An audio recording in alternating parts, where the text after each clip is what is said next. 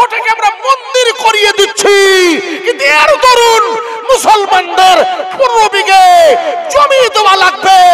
একবার জোরে বলুন ঠিক না বেটে? আর ঠিক বলছি না ভুল বলছি? এটা ইতিহাস, কোর্টের রায়। পড়ে দেখুন আপনারা। পড়েন না, জানেন না, আমি বোঝানোর চেষ্টা করছি। তাই আসলে ওটা কার ঘর? চিল্লে বলবেন না। জায়গার নাম লিখে নেন, নদিয়া জেলা, মুখস্থ করেন। এলাকাটার নাম নদিয়া জেলা, জেলা আমাদের নদিয়া জেলা। জায়গাটার নাম ভীমপুর। কি পুর? জোরে বলবেন, মুখস্থ করেন। কোথায় ওটা? ওটা হচ্ছে না না, ওটা হচ্ছে কৃষ্ণনগর থেকে যেতে হবে। ওটা হচ্ছে গেদিয়ে লাইন, গেদিয়ে লাইন ভীমপুর। খোঁজ নিয়ে দেখবেন এক ঘর মুসলমান আছে, এক ঘর বাজারের উপর থানার সামনে, আর একটা ঘর মুসলমান মসজিদ আছে, কিন্তু নামাজ হয় না, কারণ লোক নেই। মসজিদের পুলিশ প্রশাসন বলল লোকজন যেমন নেই তেমন এখানে আশেপাশে হিন্দু ভাইয়েরা। আপনি যদি একা পারেন নামাজ পড়বেন, আমার কথা বোঝার চেষ্টা করবেন। মসজিদ আছে, লোকজন নেই, অথবা পরিবেশের জন্য নামাজ হচ্ছে না, ও মশলা আলাদা। আর বাবরি মসজিদ ওই মন্দির হবে বলে কেড়ে নেওয়াটা, এটা কি এক মশলা হতে পারে ভাইয়া? এটা তো আমরা দেইনি, জোর করে নিয়ে নিয়েছে। আমার কথা বোঝা যাচ্ছে? হ্যাঁ না বলো? এই জন্য আমি আপনাদের কাছে জিজ্ঞেস করছি, ছেলেরা খুব মন দিয়ে বুঝবে। আমি যুক্তির কাছে ধরে নিয়েছি 2024-এর লোকসভা ভোটে রাম মন্দির ব্যবহার করবে মোদিজির দল। তাতে আপনারা কোনো টেনশনে যাবেন না। কেন? উনি আমাদের মাতামাতি নেই। একটা মন্দির তৈরি কেন? ভারতবর্ষে যদি 1000 মন্দির তৈরি হয়, তা কাবিলপুরের লোকের কি? আমার ওয়াজ বোঝা যাচ্ছে কি? তাতে আজিজুরের বাপের কি? আমি শুধু একটা প্রশ্ন এখানে বোঝাচ্ছি, বলুন আপনারা আওয়াজ দিয়ে বলবেন। আমি যুক্তির খাতিরে বলছি। যদি কেউ বলে যে কাবিলপুরের মসজিদের মাইকে আজান হবে না, এটা আমরা বন্ধ করে দেব, কেউ যদি বলে, তখন আমরা কিন্তু প্রতিবাদ করব। তবু যুক্তির খাতিরে বলছি, যদি মাইকে, যুক্তির খাতিরে বলছি কিন্তু ভাইয়া, যদি মাইকে আজান বন্ধ হয়েও যায়, তবু কি কাবিলপুর মসজিদে মুয়াজ্জিন সাহেব আমার হাজী হিমজাদ ভাইজান আলহাজ বা যারা মুয়াজ্জিন, আমি জানি না, সবাই তো বড় গ্রাম, তো যে মসজিদে আছেন আজান হয়, এই মুয়াজ্জিন আজান দেবে। ভুল বুঝবেন না যেন, এই আজানটা মাইকের পরিবর্তে মুখে দেব। আজান হবে না, হবে না? একটু চিল্লে বলুন। আমি একবার আজান দিচ্ছি, আপনারা আমার সাথে সহযোগিতা করবেন। আল্লাহু আকবার। উত্তর দিলেন না? আল্লাহু আকবার বলে কি বলতে আব্বা? আল্লাহু আকবার বলতে এটা ওয়াজিব না আব্বা? এই দেখো আজানের আজান শুনে উত্তর দেওয়া ওয়াজিব না পাগল? এটা কি রে, জানে না? দোষ না, আপনার দোষ না, দোষ না, সব আমি কাঁধে নিচ্ছি। আল্লাহু আকবার বলুন, বলুন, জোরে বলুন। দুবার হলো আল্লাহু আকবার। জোরে বলবেন, জোরে বলবেন, জোরে জোরে বলবেন।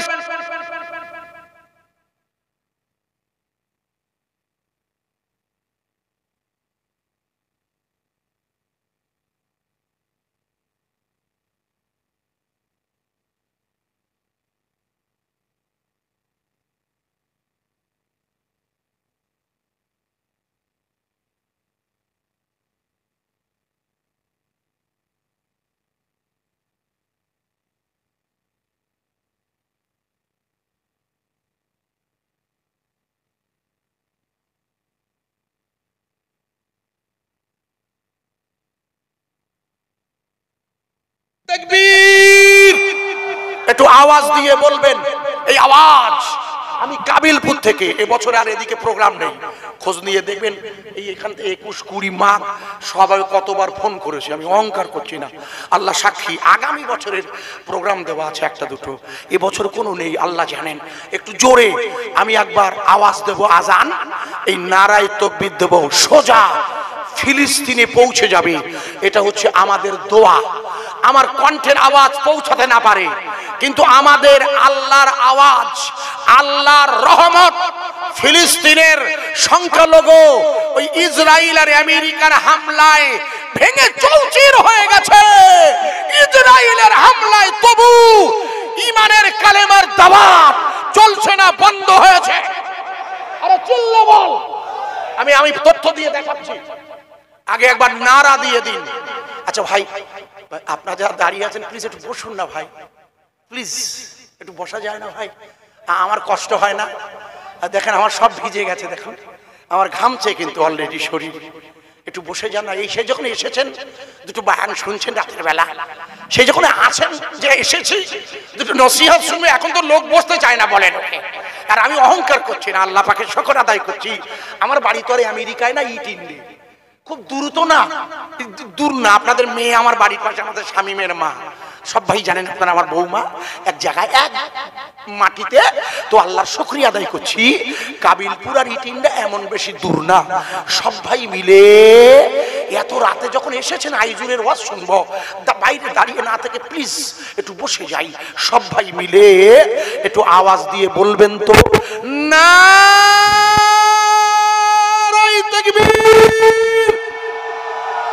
কাবিলপুর গ্রামের মহান ইসলে সওয়াব। এটা গোটা গ্রাম করে দিয়েছি, ধরবেন না যেন সাদিকুল ভাই নামলে।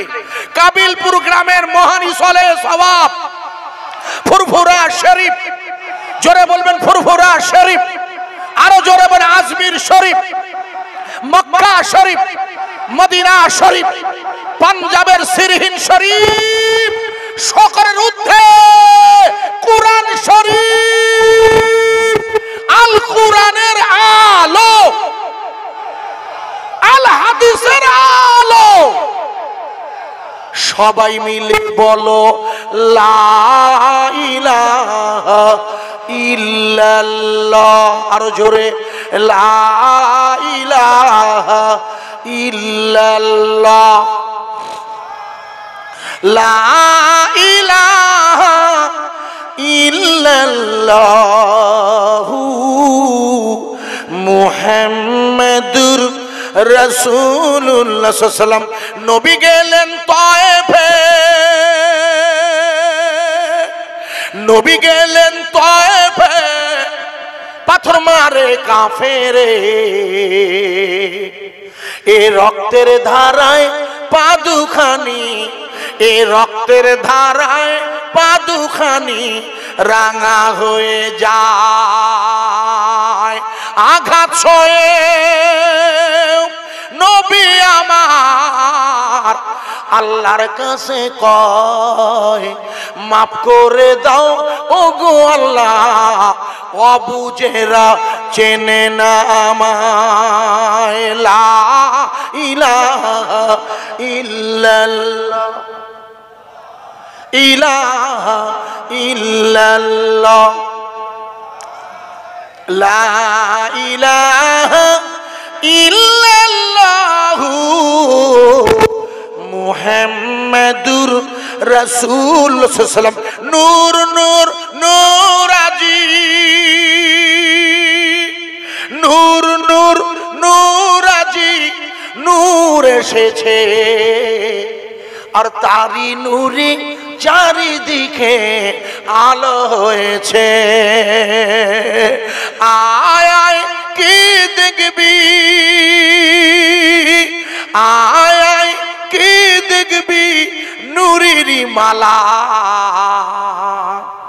মা আমিনার কুলি দুলি কামিলিওয়ালা। দোল দোল দোল দোল দোল দোল দোল দোল দোল নাই দোলে, মা আমিনার কোলে মুস্তাফা দোলে। দোলে দোলে দোলে দোলে দোলে দোলে আহাদ আহাদ বলে, ওই দেখো লা শারীকা আল্লাহর গুঞ্জ ওঠে রে। লা ইলাহা ইল্লাল্লাহ, আরো জোরে কলবে বলবেন এনে, লা ইলাহা ইল্লাল্লাহ। এটা জলি জেকের, যদিও ওটা কলবে আনতে হয়, খফি জেকের লা নফসে নিয়ে যেতে হয়। লা ইলাহা ইল্লাল্লাহ মুহাম্মাদুর রাসূলুল্লাহ সাল্লাল্লাহু আলাইহি ওয়াসাল্লাম। এই পর্যন্ত আলোচনা করে আমি জিজ্ঞেস করছি, আওয়াজ দিয়ে বলবেন জমিনের মালিককে এখানে বসিয়ে রেখেছে কে? সুবহানাল্লাহ জি। প্রশংসা হবে কার? আমরা আল্লাহ ছাড়া আর কারোর প্রশংসা করতে পারি না। কেন? যেহেতু আল্লাহ ছাড়া আর যা কিছু আছে সব ধ্বংস হবে, তাই সবকিছুই কুল্লু মান আলাইহা ফান, এই পৃথিবীতে যা কিছু আছে সব ধ্বংস হবে। ওয়ায়াবকা ওয়াজহু রাব্বিকা যুল জালালি ওয়াল ইকরাম ফাবিআইয়ি আলাই রাব্বিকুমা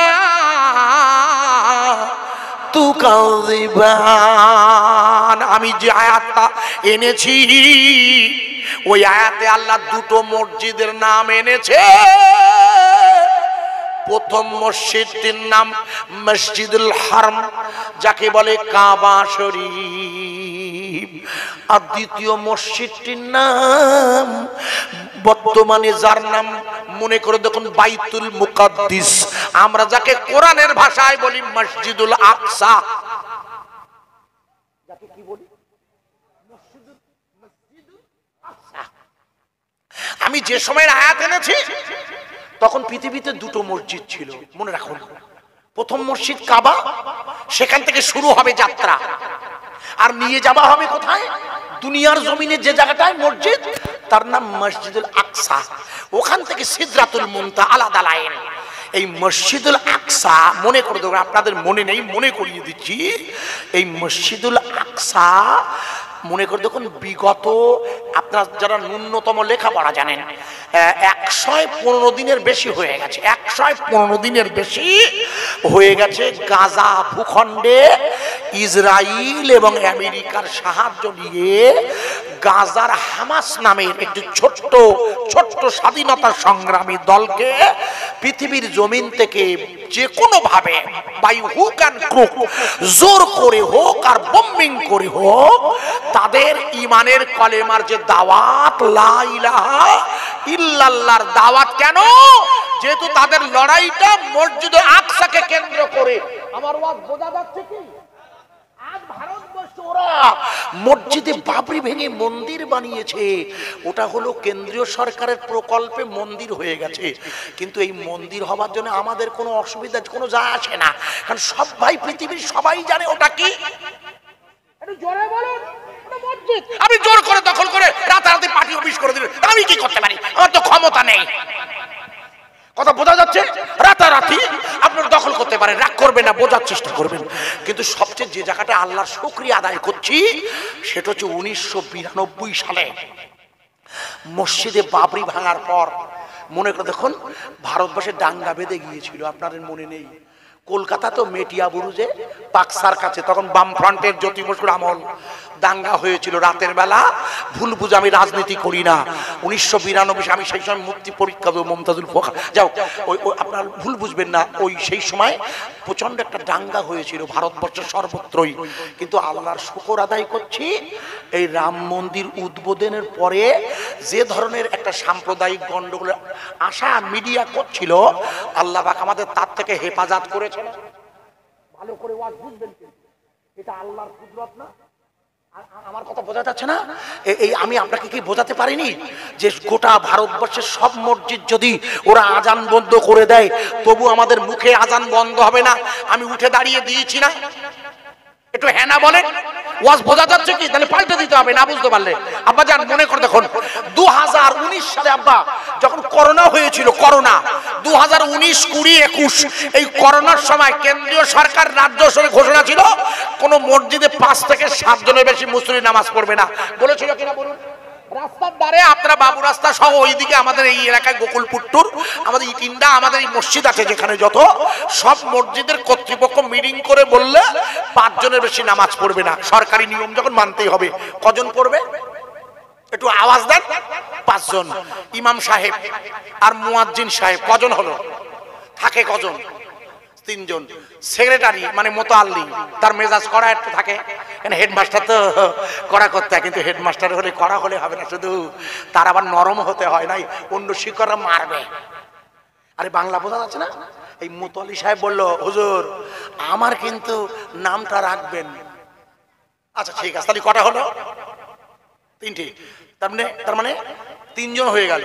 সভাপতি বলছে আমার নামটা দিও, নাই বলে মিটিং ডাকবো না ইমাম সাহেব।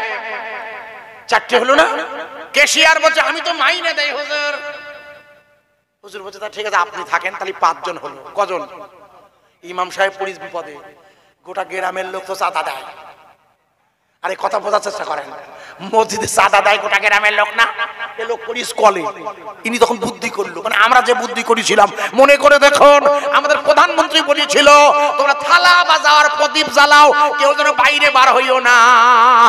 আপনাদের মনে আছে কিনা জানি না, সরকার বলে দিয়েছিল মসজিদে 5 জনের বেশি নামাজ পড়বে না। না না না না না, মনে করে দেখুন গোটা ভারতবর্ষের মসজিদের ইমামওয়ালারা, ইমাম সাহেবরা বলে দিয়েছিল মসজিদে সরকারি নিয়মে 5 জন পড়বে, কিন্তু কাবিলপুরের মসজিদের বাইরে গোটা গ্রামবাসীরা কেউ বাড়ির ছাদে, কেউ বাড়ির উঠোনে, বাড়ির বারান্দায় ছোট করে করিয়ে জামাত পড়িয়ে নামাজ আদায় করবে। ঠিক না বেটা? আরে হ্যাঁ না বল। তার মানে হলো ওরা মনে করিল ওই মসজিদে 5 জন পড়বে না, আর কেউ পড়বে না।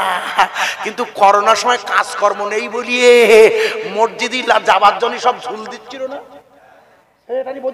তুমি তুমি তো ডেলি যাও, আমি যাবো কেন? ও তো অন্য সময় আসে না।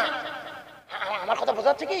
তার মানে ওরা বললে 5 জন, আর আল্লাহ গোটা কাবিলপুর। হ্যাঁ আব্বা, ওই করোনার সময় ইফতার ভালো হতো না? আরো বুকে হাতে বলেন, অন্য সময় যে করোনা ইফতার ভালো হয়নি। ওরে আল্লাহ, ওই হার কিপটে ইফতার দিতে চায় না। কিন্তু যখন শুনলো যে বুড়ো যদি মরি যায় করোনার লাশ বাড়ি আনতেছে না, বলতে বৌমা মরি যাবান, তুই যা পারিস করিয়ে যা, মা যা দিকে যা, হাসবেন না, প্র্যাকটিক্যাল বলছি। আমার একটা পুকুর আছে, আল্লাহর দান, নিজের তো না। পুকুরে গোসল করতে যার একটা ছেলে এসে আমার বলছে হুজুর আমি তো চিনি পাড়ার ছেলে আমাদের পাশে, বলছে তো দোয়া করবে না। কেন? আর কি আমার মন মেজাজ ভালো না তো, কারণ সভা সমিতি বন্ধ, আমি তো এই কাজটা আর কিছু করিনি, আমার রাগ হচ্ছে। ও দোয়া চাচ্ছে তাই। কেন? বলছে হুজুর দোয়া করবেন যেন করোনা আর একটু বেরিয়ে যায়। আমি তো ও সাব্বাস সাব্বাস, আমি বেটা দোয়া করছি তুই কবে করোনা শেষ হয়ে ওয়াজ করবো। আমি অন্য তো কিছু তদবির করে আমি কোনো কিছু করি না, আপনারা জানেন। আমি যদিও 2 সাবজেক্টে এমএ অনার্স এমএ আমি চাকরিও জানেন সবাই, আমি কিছুই করি না, শুধু ওয়াজটুকু করি। সিস্টেমটা বলছি, কারণ একটা করলে আর একটা ফাঁকি দিতে হয়, এই জন্য এই কাজটা করি, খেটে খুঁটে করি। কারণ আমরা যারা একসাথে ওয়াজ করতাম, বাজারে এখন আর কেউ নেই। আবুল হোসেন সাহেব জয়নগর হাই স্কুলে পড়াতেন, একসাথে ওয়াজ করেছি, মনে করে দেখুন আপনারা। আমি জানা আমরা যারা একসাথে ওয়াজ করেছি, বাজারে এখন খুব নেই কেউ। আইজুল হক, ইউসুফ জুলাইকার ক্যাসেট দেখুন মারা গেছে। শাহারুল ইসলাম বা গোলাবাড়ি শাহারুল ভাই, ও মারা গেছে, মনে করে দেখুন। মানে আবুল কালাম সাহেব অসুস্থ, এত অসুস্থ কথা বলতে পারে না, কিডনি চেঞ্জ করা হয়েছে, দোয়া করুন সুস্থ হয়ে যান। ইদানিং অসংখ্য গোলাম মাওলা সাহেব, গোলাম মাওলা আছে চিংড়ির মোড়ে বাস পড়িয়েছে, মাওলা বাক্স মনে আছে? সেই বাস পড়িল, বাস বাস চিংড়ির মোড়ে, ওলো গজল চিংড়ির মোড়ে বাস পড়িয়েছে, মনে আছে? মাওলা বাক্স সব মরিকে সেদিন। আল্লাহ পাকে শুকর আদায় করছি, এখন আমি দুটো কথা বলতে পারি, এটা আল্লাহ শুকরিয়া আদায় করছি। এই জন্য আমি আপনাদের জিজ্ঞেস করছি, মনে করে দেখুন করোনার সময় সরকার বারণ করলো মসজিদে 5 জনের বেশি যায়নি বটে, তা গোটা গ্রামটা মসজিদ হয়ে গিয়েছিল না? একটু হ্যাঁ না বলে। হওয়ার পর মুসলমানকে একটু বুদ্ধি খুলিয়েছে না? হ্যাঁ, বুদ্ধি খুলেনি। কি বুদ্ধি বলুন তো? আমরা বুঝতে শিখেছি, জোর করিয়ে নিয়েছে, নিয়ে যা আমার গা মসজিদও সবাই জানে, তোরা জোর করিয়ে থাকা তুলকে তো আমার গাকে, আমার গা নামাজের অসুবিধা হবে না। হবে কি? আরে হ্যাঁ না বলে হবে কি? আপনার নামাজের অসুবিধা হয়েছে? কোন নামাজের অসুবিধা? কে বলে নামাজের অসুবিধা? কোন মুসলমানের নামাজের অসুবিধা হয় না। ইঞ্জিন ধরে বসে স্বরূপনগর যাবার পথে যদি আজান হয় গোয়ালদার মসজিদে, ওই ইঞ্জিন ধানেই বসে আমাদের নামাজ হয়। ঠিক না বেটি? আমাদের মসজিদ লাগে না। ভুল বুঝলে মুশকিলে পড়ে যাবে।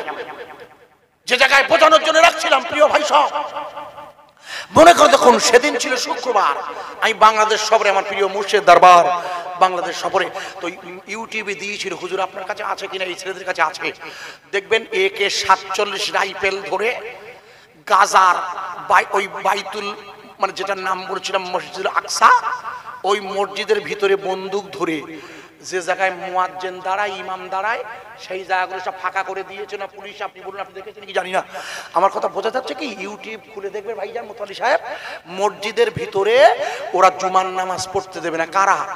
ইসরায়েলের সৈন্যরা। ইসরায়েলের সৈন্যরা ওই বাইতুল মুকাদ্দাস যেখানে রাসূল যাবে, ওয়াজ বোঝা যাচ্ছে? হ্যাঁ না বলো। ওই মসজিদ ওরা জুমার নামাজ পড়তে দেবে না।